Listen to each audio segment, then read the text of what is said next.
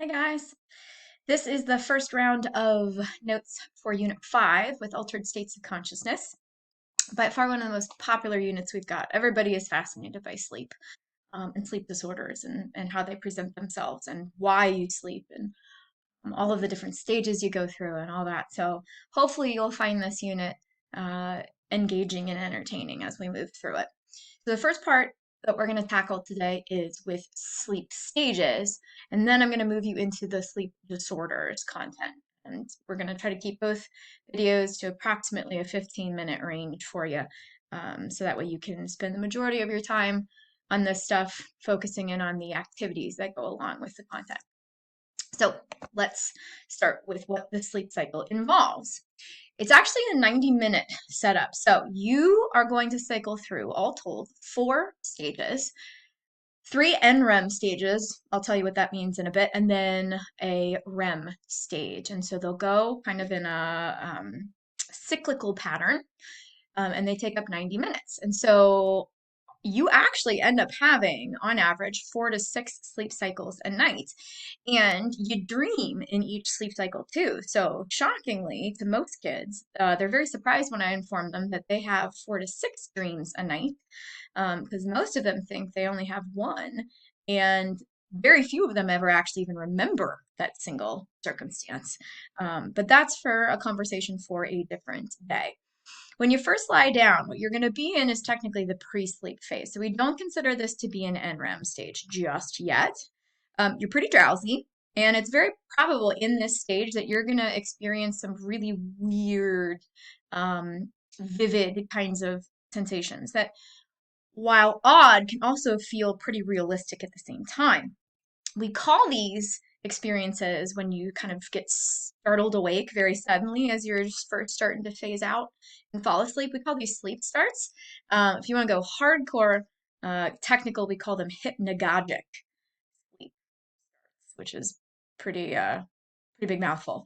And so what can present itself as a sleep start is this sense of falling, and then what happens is muscle spasm, your whole body jerks, and then you startle yourself awake.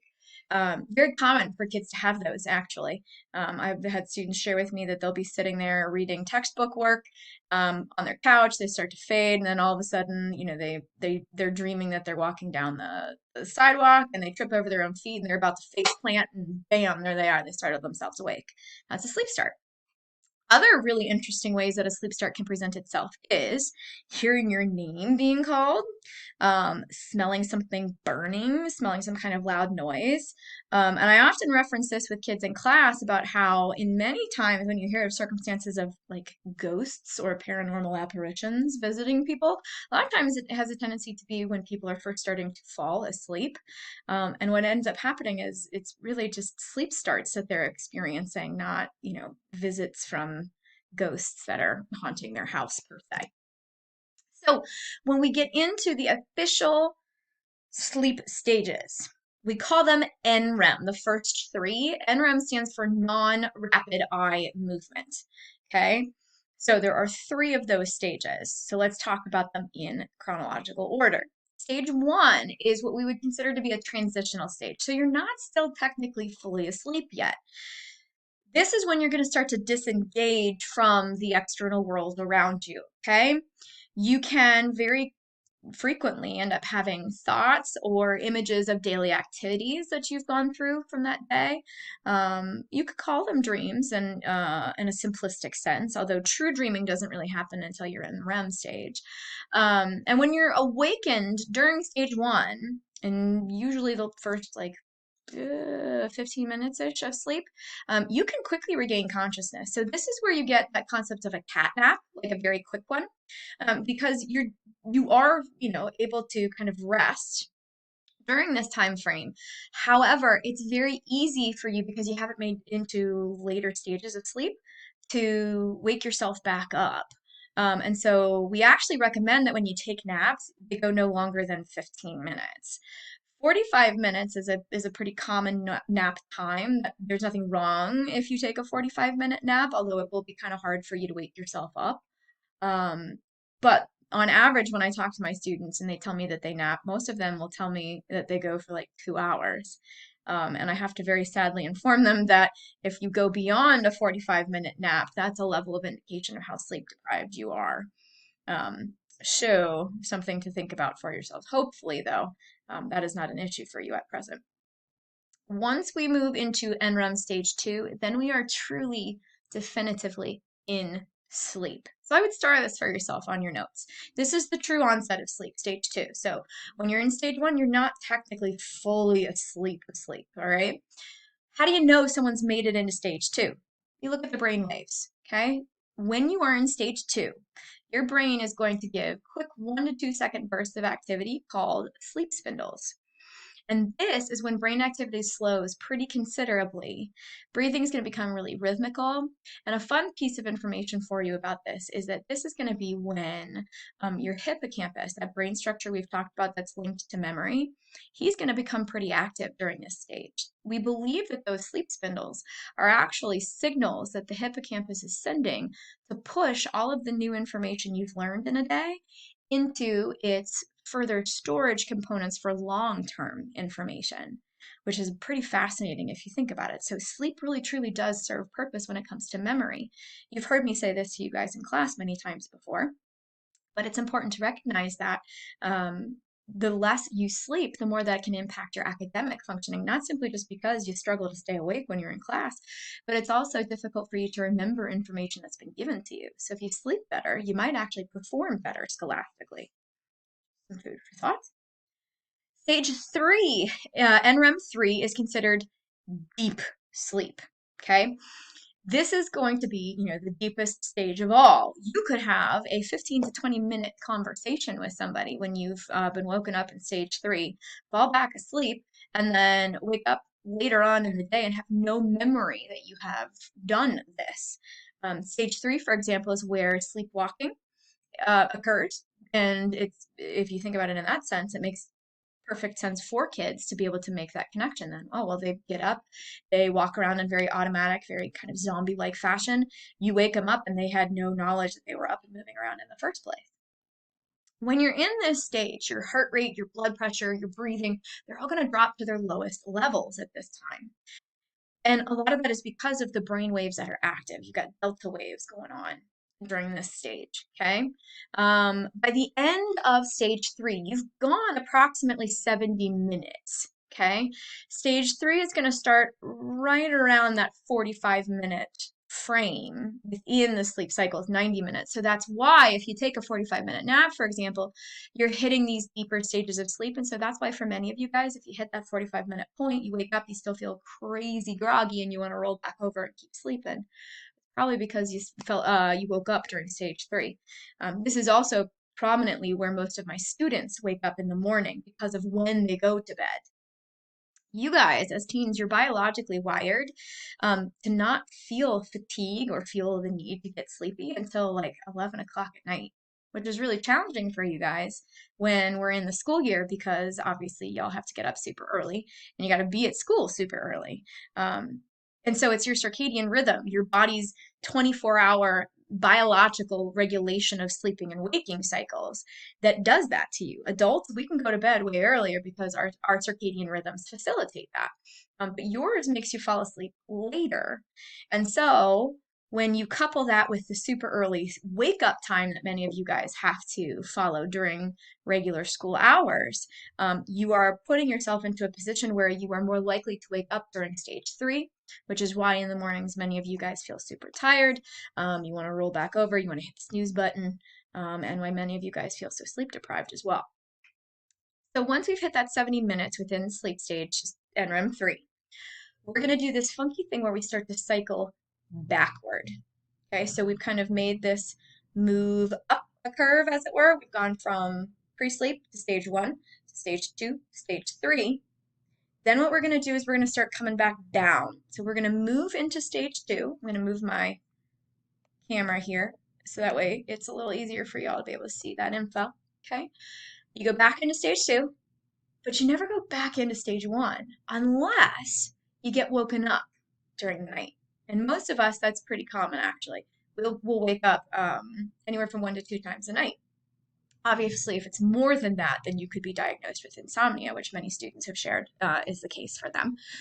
However, this is going to be, a pretty fascinating thing to kids where it doesn't go, 1, 2, 3 to 1 in that startup, as it were. You only go back into stage 1 if you're woken up. Okay, so once we've hit stage 2, then we go into our first episode of REM. Okay, and REM stands for rapid eye movement. Okay, and that is exactly what happens during this stage. You could, in theory, take a look at this at home and not advocate you get super creepy with it. But if you were to watch somebody at your home sleeping and you were to see their eyes moving back and forth under their eyelids, they move very quickly. They dart back and forth. Many kids have often described it as looking kind of possessed when they see that. And if you see, the breathing of a person become a little bit more irregular, so it's not that very like slow rising and falling, you'll know that the person is in REM sleep. And so they're in fact dreaming. And so for those of you guys that have traditionally said, oh, I don't remember my dreams ever, I don't dream. Interestingly enough, if I was doing sleep research on you, since this is when dreams truly occur, I could, if I wanted to, um, carrying out this research, seeing once your eyes are moving back and forth, I could wake you up during the REM sleep, ask you what you were dreaming about, and you would instantly be able to tell me what it was. So, for those of you guys that don't remember your dreams, what's happening is you're not waking up in the morning in the REM sleep stage. So, that's why you struggle to be able to remember the dreams that you have. In REM sleep, we call this a funky sleep stage because your brain is at its most active during this stage. Truly, the brain waves in REM are equal to how your brain operates if it is awake and alert and good and wired. Okay?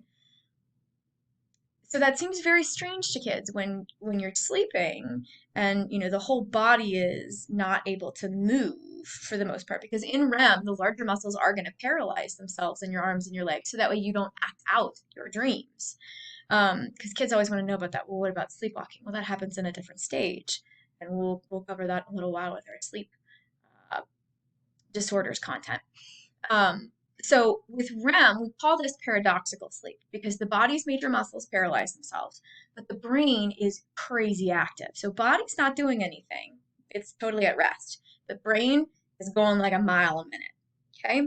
Your first episode of REM is going to last anywhere from 5 to 15 minutes, and as you're asleep longer and longer, you're going to increase your amount of rapid eye movement sleep, so much so that it will end up taking up about a quarter of your night's total sleep. So that's why it's also easier for people to remember their dreams in the morning, because you're more likely to wake up probability wise during a REM stage because it's going to end up taking up such a large amount of the sleep cycles, 90 minutes, when it's in the morning as opposed to earlier on in the night. So if you look at this, this is kind of that ebb and flow that I was talking about, kind of the waves, as it were, of the cycles. Okay, so you start awake.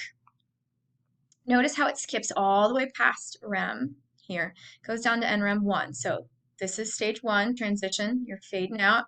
Here's where you hit stage 2, true onset of sleep, and then you move down into stage 3. They used to have this as 2 separate stages and make it 3 and 4. However, they've decided to combine those because ultimately it was just kind of unnecessary to have it split out as 2 separate stages. And so then you go down from 3 to 2, and then the first experience of REM happens. And you'll notice as the person moves on, with the exception of these 2 time frames, they woke them up because they were doing sleep research on them with their dreams. They woke them up during REM. And so once that happened, please note they went back into stage 1 here. So they only went back into stage 1 in these circumstances when they were woken up. So let's look at this stage, for example. So here's 1 to 2 to 3. They spent a good chunk of time in stage 3, cycled back down to stage 2, and then went into this REM stage. Then went back to 2, then to 3, and back down to 2, then REM. Okay, and so it moves kind of in that wave pattern that way. So on average, most people will have 4 to 6 sleep cycles a night. Since 4 cycles of 90 minutes is relatively 6 hours, many of you guys, because I know you're going to share with me in your sleep deprivation quizzes that you guys are pretty sleep deprived. Most of you on average are kind enough to give yourselves during the school week maybe like 5.5 hours. You're on the underside of that. So you're doing like 3 3/4 of a cycle essentially in those circumstances. So very quickly, let's talk about why people sleep. Humans have this biological need for sleep. We know this. You saw this in your Science of Sleep video, okay? Deprivation studies have shown us that even if a person goes 24 full hours without sleep, they will actually fall asleep even with their eyes open.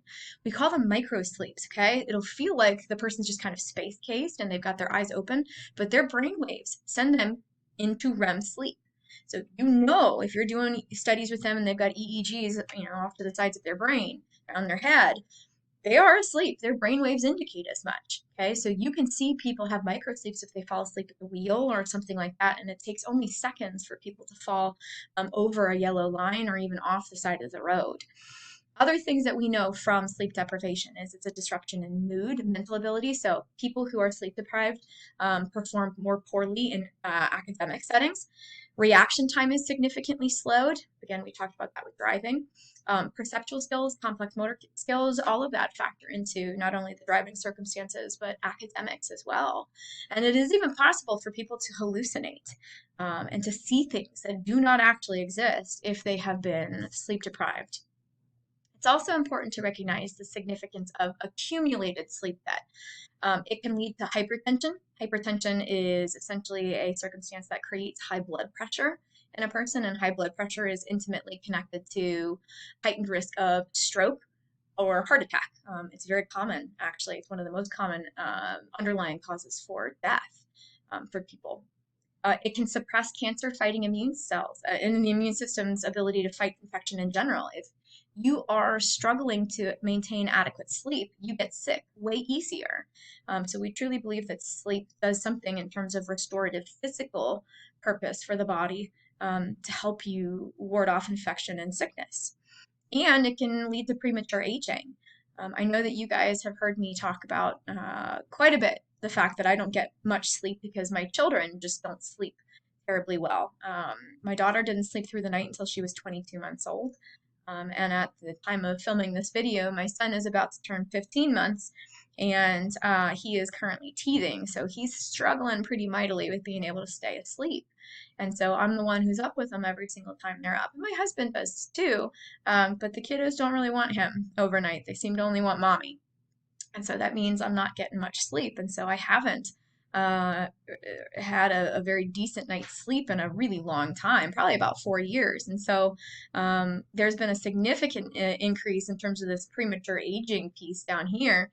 I've got big old dark circles under my eyes. My eyes get really puffy. I've got the smile lines have gotten much more defined on my face in the last couple of years. And so all of that can have significant impact thanks to accumulated sleep debt. So let's talk very quickly about the theories on why we sleep and then naps. We're going to try to wrap this up very quickly for you. Okay? As you heard me make reference for why we sleep, we really do believe that there are physiological, rejuvenative processes that sleep provides to your body. And depending on the stage of sleep, that's going to impact how it helps to restore you. So we think NREM sleep, so stages 1, 2, 3, help restore the body physiologically. So they're really important for your physical functioning, for the body helping you to get better with your immune system and things along that line. And then for REM, with the rapid eye movement, that does a lot to restore mental functionality. There is a pretty prominently supported theory out there behind why we dream about regular everyday processes that goes along with the significance of REM. We believe that that stage helps to kind of sort and sift through everything you've gone through in your day, help you better process those things and get yourself to a point of better understanding and comprehension. Other theory behind why we sleep is the adaptive theory of sleep. So this says, and I'm going to try to move my computer's webcam a little bit out of the way here for you. This says that the reason why we sleep the way we do, particularly at night, is a sense of evolutionary adaptation. When you look at the situation of animals and when they sleep and how long they sleep, it kind of makes sense and supports this whole idea. When we were Cro-Magnon man living out in the elements and we didn't have homes or anything like that back during our early evolution as a species, you were out in the great wide open. And so you needed some protection from interacting with your environment when it would be most hazardous, which would be at night when you didn't have light for you to be able to see where you were going, or if there were predators on the prowl, as it were. And so they believe that that's why our sleep patterns developed the way that they did. It provides protection from nighttime dangers. And if you look at the sleep cycles of animals, it can help make sense too for why some, like predators, can sleep for upwards of 15 hours a day. And wouldn't that be nice to be a lion or something where you can sleep for 15 hours a day? Well, they can because the reality was they were the predator. So no one was coming at them, so they could just lounge around for hours and hours and hours and hours and sleep as much as they wanted. Because, I mean, how many times have you gone to the zoo and actually seen one of the lions truly active rather than just flopped on their side and just hanging out and chilling?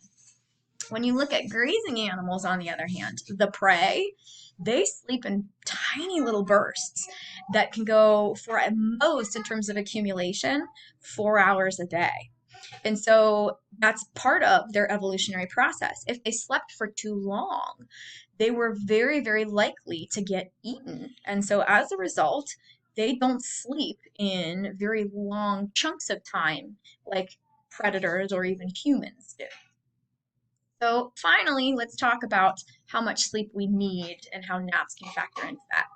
Everybody varies on the amount of time the amount of time that they need to sleep. On average, even adults, even though they only need 7 to 8, if they're left alone to sleep, they'll go around 10 hours of sleep if they can. Okay, most teens need 9 hours and 15 minutes. However, many, many, many, many, many of you are not obtaining that. Okay, generally they're going to go about 6. Okay, maybe even a little less than that. The amount of sleep does depend on the person, because I've had plenty of kids that have said, look, I'll get 7 hours and I feel perfectly fine and I don't have any issues. I can wake up naturally. I'm not tired. I'm not sleepy all the time. Okay. But the vast majority of people, they need more than that. And so a lot of times that leads you into scenarios of taking naps. Okay. So it is absolutely biologically programmed into you to need a nap. The length of your nap is indicative of how sleep deprived you are, but every one of us is biologically programmed to need a tiny little nap in between. Usually it's about halfway through the midpoint of your main period of sleep, about 12 hours past that. So when we look at that in terms of that circadian rhythm you heard me talking about before, the body's biological clock that regulates your sleeping and waking patterns. Let's say, we'll go with this example here, Sam sleeps from 10 in the evening to 8 a.m. That means around 3 a.m. is the middle point of his main PM sleep. So 12 hours past that is 3 p.m. So that's why Sam would start to feel pretty tired and sleepy at 3 in the afternoon. So for many of you guys, this is also why you feel so tired when you hit 7th bell, or when you get home in those first couple of hours when you're at home and you feel pretty sleepy. It's because for many of you guys, that's hitting that 12-hour point past the the midpoint of your main period of PM sleep. It's important to recognize all of the benefits that naps provide to you. Believe it or not, they sharpen your attention, they make you have better decision-making processes, and they improve your mood. So the next time that your parents come at you for taking a nap, if you want to see if you can kind of try to bring them over to the dark side, as it were, and support your attempts at trying to get a nap during your day, you can show them all of this information here that gives some scientific support to you needing that nap right after you come home from school. Okay, so that is the end of this round of notes. Hopefully we haven't done too crummy of a job sustaining your attention. I know that this is a lot to tackle with videos, but the nice thing is you can pause them and start and stop whenever you need to. But as always, if you've got any questions, just let me know.